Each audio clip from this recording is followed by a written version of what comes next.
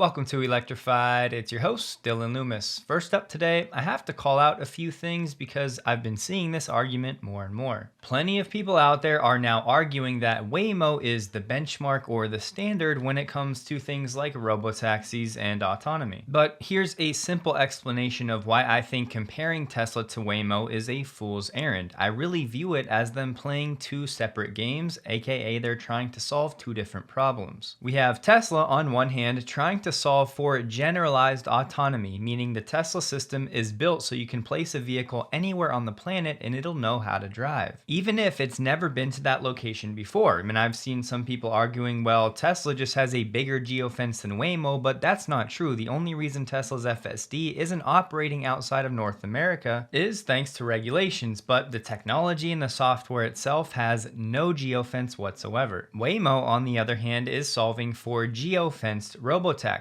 and the scale alone makes it a very different ballgame. Tesla could easily pick a few thousand miles on a map in the US and geofence it and do all of the HD mapping, but they're just not playing that game. And that doesn't even mention the Tesla Vision approach compared to Waymo's, which uses LiDAR and sensors. And we know that from a COGS perspective, the Waymo solution is multiples more expensive than Tesla's. My point in all of this is any intervention or safety data from Waymo is mostly irrelevant when trying to compare it to what Tesla is doing. One, because they're trying to solve a different problem, and two, they're doing it in a much different way. Generalized autonomy is very different than geofenced robotaxis. So this is adjusted for non-highway driving or surface or city streets, which is actually more accident prone on a per mile basis on average.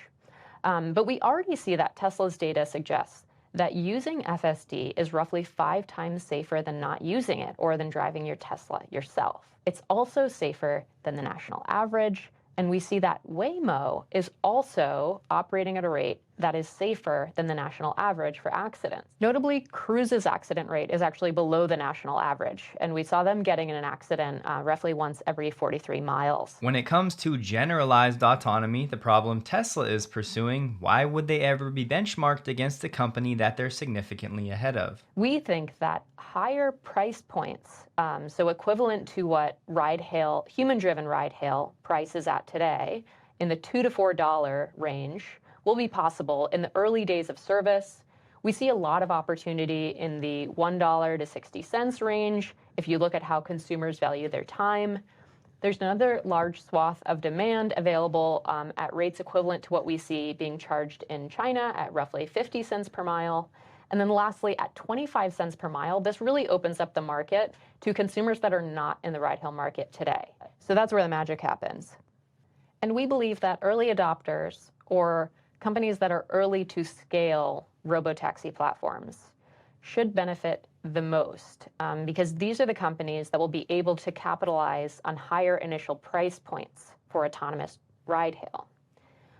They should have more attractive earnings profiles. As you can see in the graph here, we think that in the first roughly half of urban miles traveled that are addressed by autonomous driving, this is where the lion's share of the earnings economics will be. The IIHS put out a new report saying partially automated driving systems don't have a significant impact on vehicle safety. But if you want to talk about a shoddy methodology, they say right here the study vehicles were model year 2017 to 2019 Nissan Rogues and model year 2013 to 2017 BMW and Mini models. So they're taking obscure, outdated vehicles and then making a general conclusion that partially automated driving systems don't improve vehicle safety. The distinction, unlike partially automated systems, crash avoidance technologies come into play only during emergency and are unobtrusive under normal conditions. Partially automated systems must be manually turned on and can create a false sense of security for the driver. They did, however, find that the former technology, actual crash avoidance features, did have a tangible impact on safety. That's things like automatic emergency braking and forward collision warnings. Their conclusion, for whatever whatever it's worth to you, everything we're seeing tells us that partial automation is a convenience feature like power windows or heated seats rather than a safety technology. Maybe that's true for outdated Rogues and BMWs, but don't paint it as that's the case for all vehicles because, as Tasha just said, the data is pretty clear. Teslas with partially automated driving are far safer than the industry average. From Cox Automotive, in June, the Cybertruck was the best-selling vehicle priced over $100,000 with the average transaction price of $113,000 with more than 3,200 units sold. There's certainly a lot of pent-up demand for the Cybertruck, but as we heard, they may only sell the Foundation series through the end of this year now, and that's subject to change, but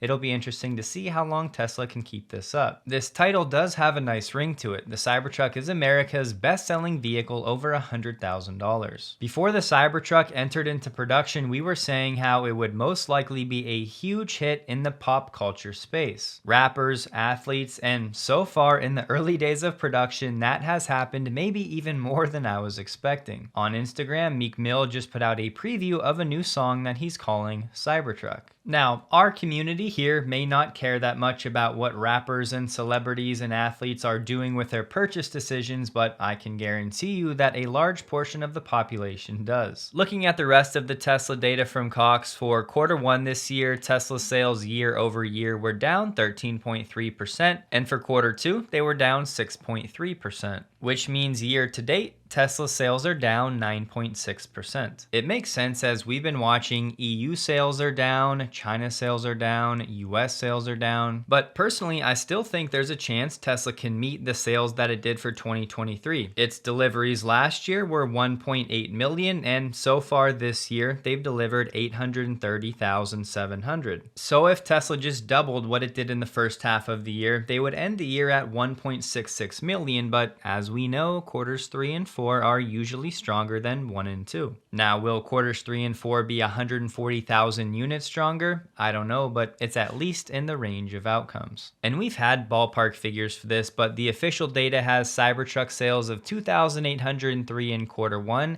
and 8,755 in Q2, for a total of 11,558 in the first half of the year, which again means Model S and X sales for Q2 were right around 10,000, which is below the 15,000 to 20,000 number that we would like to see. Bloomberg today reported that Tesla is postponing the robotaxi unveiling to October to allow teams working on the project more time to build additional prototypes. And so far, Elon has not denied this report. The word is this has been communicated internally, and the design team was told this week to rework certain elements of the car. Fun fact, both Uber and Lyft stocks were up over 4% today on a day when the Nasdaq was down nearly 2%. We also have to clear this up because I'm seeing a lot of people out there saying, see, I told you that FSD wasn't going to be ready by August. Well, okay, no one ever said it was. Here's what Elon said on the Q1 call, because apparently a lot of people have forgotten. In terms of our new product roadmap, we've updated our future vehicle lineup to accelerate the launch of new models ahead of what they previously mentioned. At first, Tesla said they were going to start production in the second half of 2025 for one of these next generation vehicles. I would add, we were never told which one because again, there are supposedly multiple. Then Elon said now they're expecting it to be more like early 2025, if not late this year. These new vehicles, plural, including more affordable models, will use aspects of the next-gen platform as well as aspects of our current platforms, and will be able to produce on the same manufacturing lines as our current lineup. So 1, the plan was never to actually launch the robotaxi network on 8/8. It's literally just to unveil the prototype of the vehicle. 2, it's now sounding more likely that we're actually going to see multiple vehicles unveiled, which may be part of why this event is being delayed if indeed this report turns out to be true. Again, the report said to build additional prototypes. So look, what I'm about to say is strictly hypothetical to make a point, but there's a chance that Tesla could have a more affordable vehicle that it starts producing later this year or early next, and then the robotaxi wouldn't enter production until late 2025, if not even later, 26 or 2027. My point here is Elon has never put a specific timeline on the robotaxi or cybercab production specifically. Now sure, maybe Tesla starts production of all of these new models at the same time, but I'm just trying to say it's not guaranteed based on what Elon actually said. And I'd remind you, even if he did, things are always subject to change. We'll see if this report turns out to be true, but even if it is, honestly, I think it may be more fitting this way because, as we like to say, Tesla is busy making the impossible merely late. And because people like to ask, if I had to guess, I would be expecting a cybercab, a more affordable vehicle, and a van. On the delay, Adam Jonas put out a new note saying that robotics is bigger than cars, even autonomous ones, and they said in the next 12 months they're expecting some developments to transform the auto business away from solely providing transportation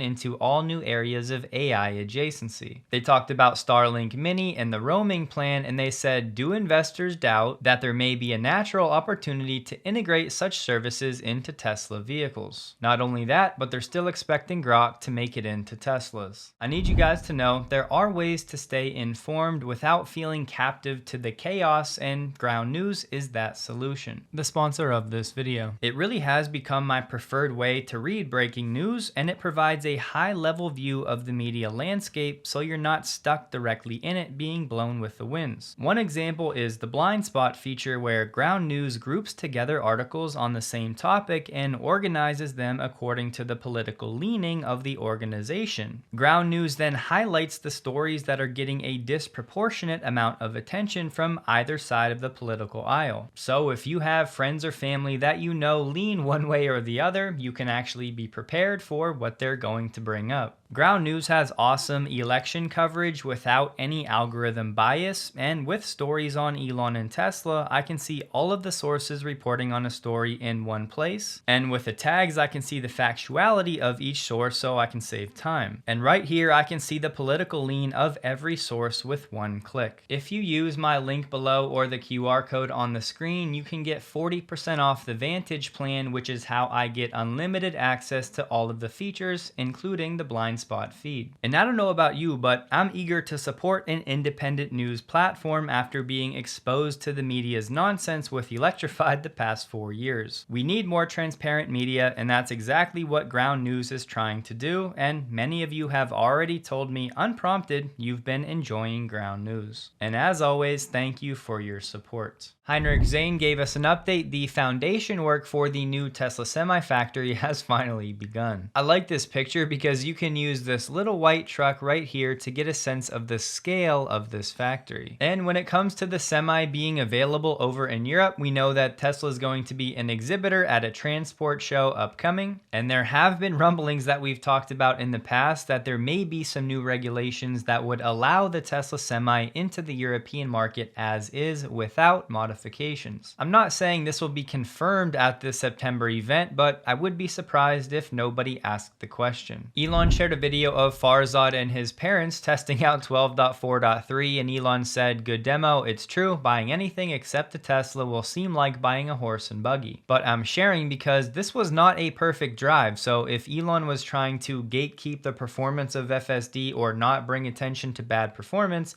this would not be a good move on his part." The very first ride, when do you think that will be? Not everybody, but when do you think the first ride will be? No. See, that was wrong. You see that? Bad. Yeah. That was wrong. It was trying to, it thought this was the left turning lane, and that's the U-turn for 35. Okay. So that was bad. When do you think Tesla offers the first paid robotaxi ride? Tesla Energy posted the Powerwall fleet in California delivered more than 100 megawatts of power to the grid during a VPP event. And sadly, I went to check on the growth of this VPP network in California, but Last Bulb, the source that was tracking this previously, apparently has stopped as of July last year. I haven't found any other source source like this, so if you guys come across anything, send it my way. Just a note, Sawyer reported that Tesla secured a new $256 million Megapack contract in Australia. However, clicking through to the link that he shared, nowhere in the article does it mention Tesla or anything about a Megapack. Plus, at the end of the article it says, note, this story has been updated to correct the battery supplier for the project. So Tesla may have accidentally been included, but right now it's not. And the other two articles out there talking about the project, one from today and one from a few weeks ago, again, neither of them mention Tesla or the Megapack. To share some diversity for 12.4.3 reactions, we have Timothy Cassis saying, overall, the majority of issues with 12.3.6 have not improved. He gave a list of some things that were better, some things that were worse, and some things that are still the same. At least for him, he said, overall, I would say pretty disappointing progress, looking forward to 12.5. We have the Biden administration giving a total of more than $1 billion to the UAW.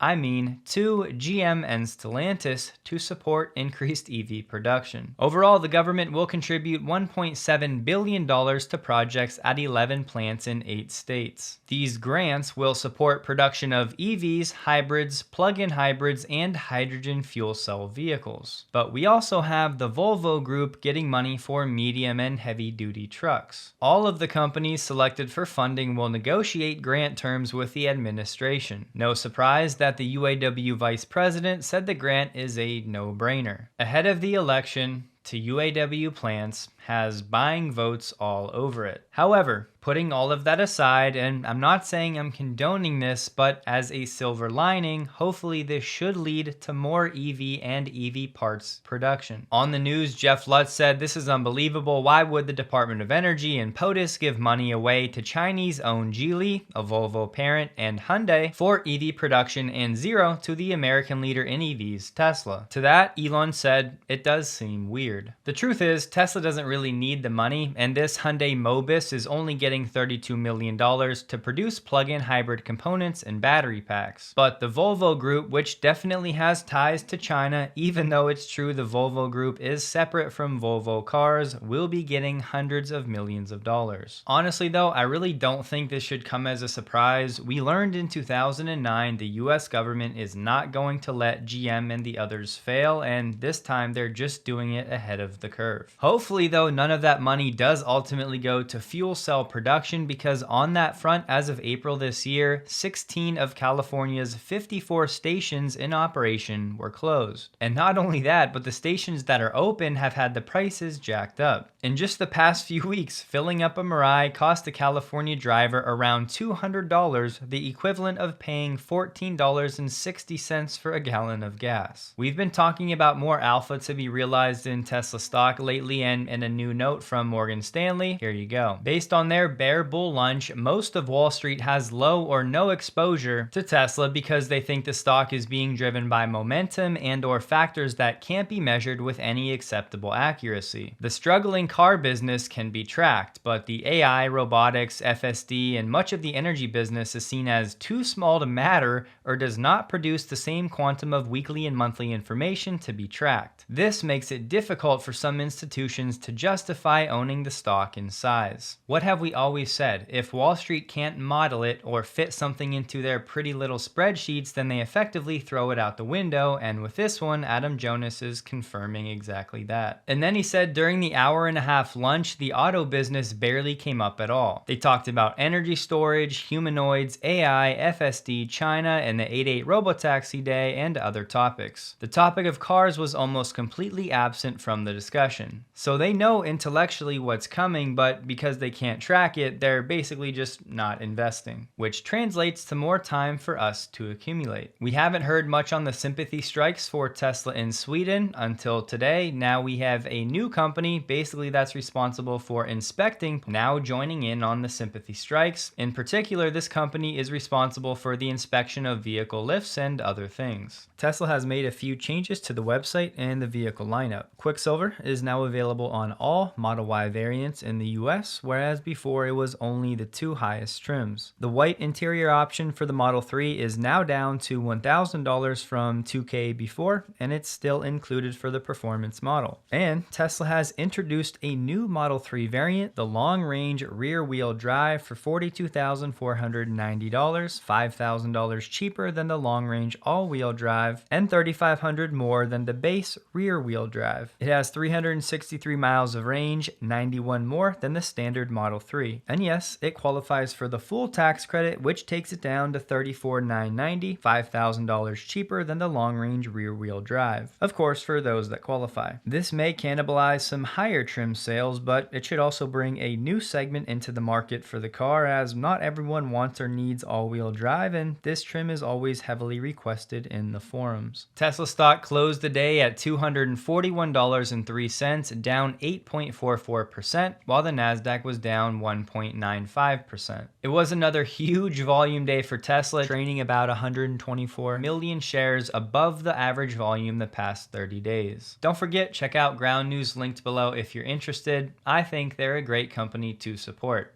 Hope you guys have a wonderful day. Please like the video if you did. You can find me on X linked below, and a huge thank you to all of my Patreon supporters.